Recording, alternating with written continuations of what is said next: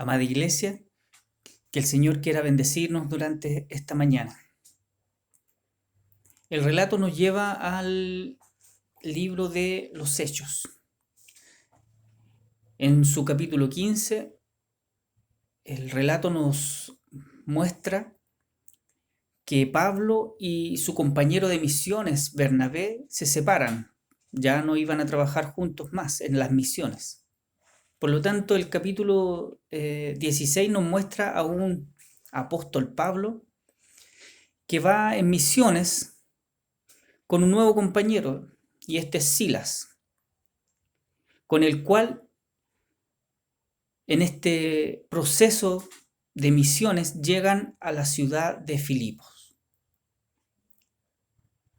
Después de llegar a la ciudad de Filipos y luego de una situación bastante confusa, llegan a la cárcel. Yo lo invito a que usted lea el relato del por qué Pablo y Silas llegan a la cárcel. Es un relato muy interesante. Los versículos 23 al 25 de Hechos 16 nos relatan cómo llegan y qué ocurre con Pablo y Silas en la cárcel. El 23 nos dice que después de haberles azotado mucho, los pusieron en la cárcel. Y el carcelero, no satisfecho con esto, los puso en la última cárcel, en la cárcel de más al fondo, y les aseguró los pies. Bien sabemos que los recintos carcelarios, los recintos penitenciarios, no son lugares de agrado para las personas. No son un lugar al cual se va a disfrutar. Por el contrario. Aquí en Chile lo podemos ver. Sudamérica y muchos lugares del mundo podemos ver, podemos leer de ejemplos de gente que ha estado en la cárcel y ha sido experiencias terribles, pesadillas. Y las prácticas romanas no eran muy distintas. De hecho, las prácticas romanas en relación al castigo de la delincuencia eran muy terribles. En general, los romanos trataban muy mal al que no era romano. No había prácticamente ningún derecho. Y esta situación se profundizaba más cuando el delincuente no era romano, que no es el caso aquí, porque Pablo es ciudadano romano, como bien sabemos. Entonces las prácticas carcelarias de los romanos eran muy terribles. Dice la escritura que después de haberles azotado mucho, los pusieron en la cárcel. Y los pusieron en la cárcel de al fondo, la de más adentro, la peor mazmorra, con la humedad, probablemente roedores, la basura, la oscuridad y sus pies en el cepo. En esta condición, la escritura dice que Pablo y Silas estaban en una actitud de oración, orando a Dios. Pablo y Silas oraban. Generalmente la oración tiene un carácter muy personal. Uno no ora generalmente muy fuerte. Es un proceso muy personal con Dios, generalmente. Pero aún así, Pablo y Silas, junto con orar, a medianoche y después de ser azotados, cantaban himnos a Dios, de tal manera que los demás, los presos, lo escuchaban. Su obediencia los llevó a la cárcel. Su obediencia los llevó al azote. Su obediencia los llevó al cepo en sus pies. Muchas veces escuchamos que gente dice que por ser cristiano no deberíamos enfrentar situaciones difíciles, no nos deberíamos relacionar con las dificultades por el mero hecho de ser cristianos. Otros tantos predican lo mismo. Predican que por ser cristianos estamos libres de dificultades, estamos libres de la enfermedad, estamos libres de las cosas aparentemente malas de esta vida. Pero no es así. Quien predique tal cosa, predica una mentira. Por tanto, tenemos a Silas y a Pablo en una oscura cárcel húmeda. Sin embargo, en sus corazones oran a Dios y con sus bocas alaban a Dios, cantan y los demás los escuchan. La primera pregunta que yo me hago respecto a este relato es: ¿qué escuchan los demás cuando yo me encuentro en dificultades? Cuando las cosas no salen como a mí me gusta o como yo quiero o como era mi deseo que fueran. ¿Qué escuchan los demás? ¿Escuchan mis quejas? ¿Escuchan mis lamentos? ¿O escuchan la alabanza a Dios?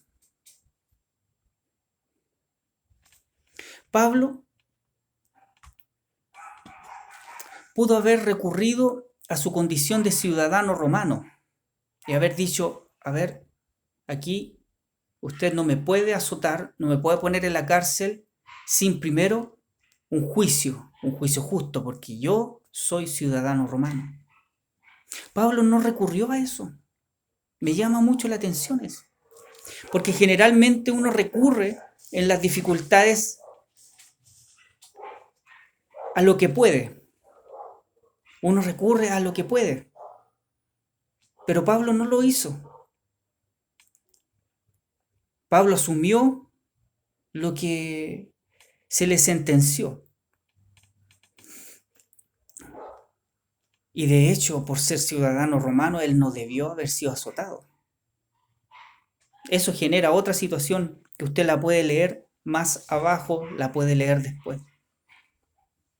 Pero aún así, en esta situación difícil, contraria, y esta situación por hacer la voluntad de Dios, no se quejan, sino alaban su nombre, alaban el nombre de Dios.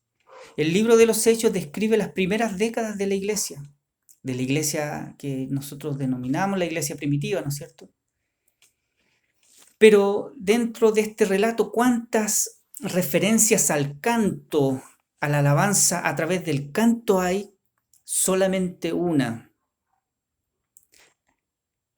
En todo el libro de los Hechos nos encontramos solamente con este episodio de gente cantando.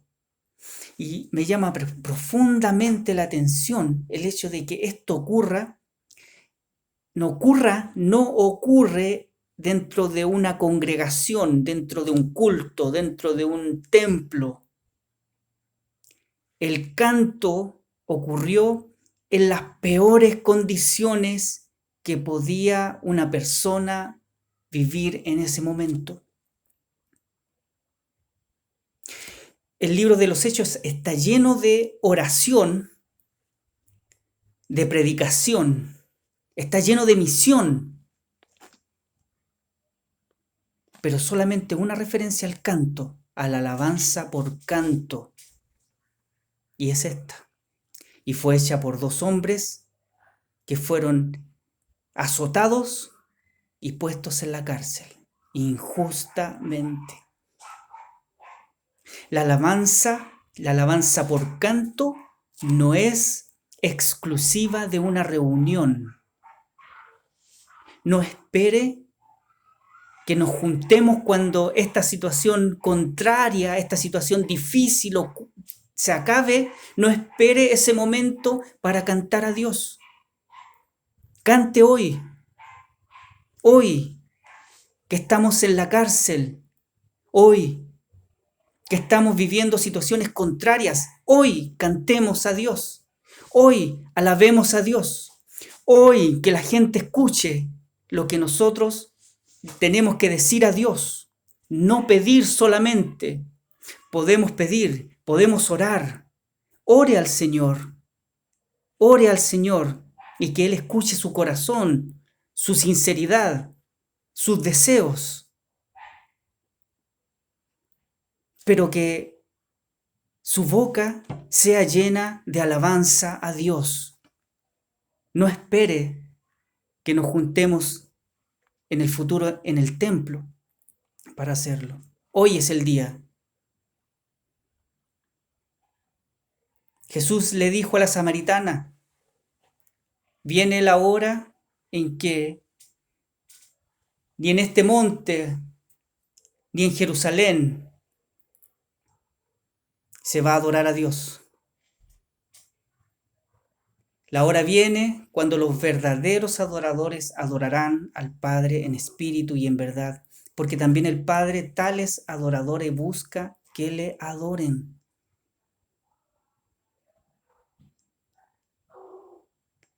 La adoración tiene que ver con la forma de vida del cristiano. El canto es solamente una expresión. La adoración, la alabanza a Dios es parte de la vida y tiene su expresión en cualquier lugar en el cual nos encontramos. Si adoramos a nuestro Dios, si nuestra expresión de alabanza, ya sea a través de nuestra conducta o a través del canto, es solamente en la congregación, es solamente en el templo, estamos equivocados. La alabanza a Dios acompaña al cristiano en todas las circunstancias de su vida, se encuentre en un templo o se encuentre en una cárcel, se encuentre viviendo lo bueno de la vida o se encuentre viviendo lo peor de la vida. La alabanza es un elemento transversal. Tales adoradores el Padre busca que le adoren en espíritu y en verdad. La adoración será generada solamente en un corazón regenerado.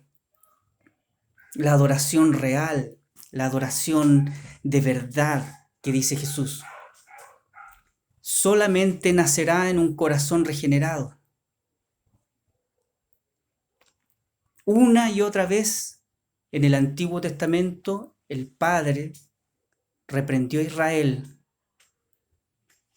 porque había una incoherencia en su actuar. Lo adoraban, pero era una adoración externa. Era una adoración que solamente ocurría en el templo. Luego, cuando iban a su vida y tenían que vivir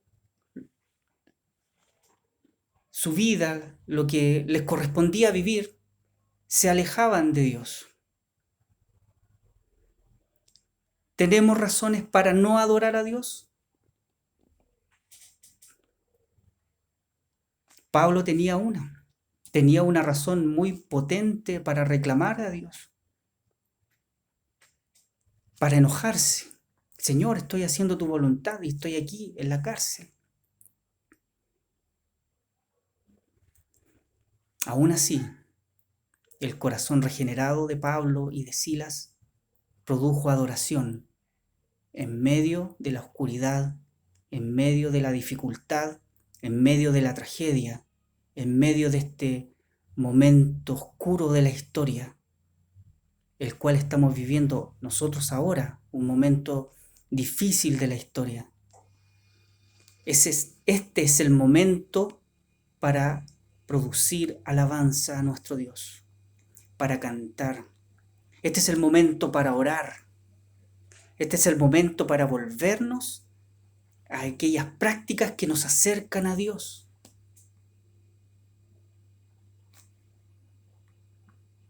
Hermanos, amada iglesia, le invito a que adoremos a Dios. Reciban mi saludo, el saludo de mis hijos, un abrazo a aquellos que no nos hemos visto por tantos meses. Que el Señor les bendiga.